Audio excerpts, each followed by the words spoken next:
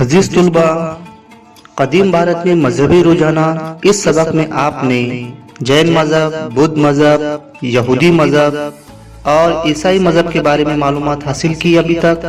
آج ہم مذہب اسلام اور پارسی مذہب کے بارے میں معلومات حاصل کر رہے ہیں۔ سب سے پہلے ہم مذہب اسلام کیا ہوتا ہے اس کے بارے میں معلومات حاصل کریں گے۔ مذہب اسلام اللہ کی وحدانیت کو ماننے والا مذہب ہے۔ اللہ ایک ہے اور اللہ تعالیٰ کے پیغمبر حضرت محمد صلی اللہ علیہ وسلم کے توسط سے اللہ تعالیٰ کا پیغام میں مقدس کتاب قرآن مجید میں پیش کیا گیا ہے۔ لفظ اسلام سے مراد امن و سلامتی ہے۔ مذہب اسلام یہ بتاتا ہے کہ ہمہ وقت ہر جگہ اللہ ہی ہے اور وہ قادر مطلق ہے، وہ رحمان و رحیم ہے۔ انسان اپنی زندگی کس طرح گزارے اس سے متعلق رہنمائی قرآن پاک میں کی گئی ہے۔ بھارت اور عرب ممالک میں زمانہ قدیم ہی سے تجارتی تعلقات تھے۔ عرب کے تاجر کیرلا کے ساحل کی بندرگاہوں پر آیا کرتے تھے۔ 7ویں صدی عیسوی میں جب عرب میں اسلام پھیلا تو اسی صدی عیسوی میں عرب تاجروں کے ذریعے اسلام بھارت میں بھی آیا۔ مذہب اسلام کی عبادت گاہ کو مسجد کہتے ہیں۔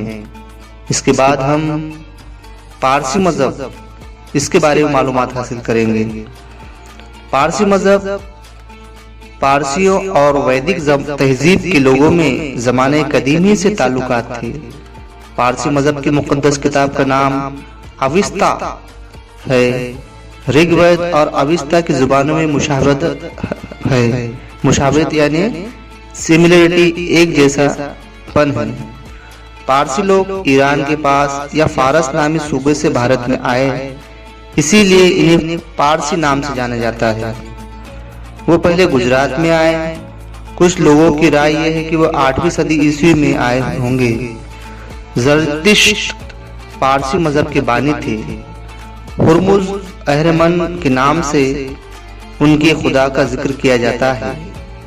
پارسی مذہب آگ اور پانی، ان دو عناصر کو بڑی اہمیت دیتے ہیں۔ ان کی عبادت گاہ میں مقدس آگ روشن کی ہوتی ہے۔ اس عبادت گاہ کو اگیاری کہتے ہیں۔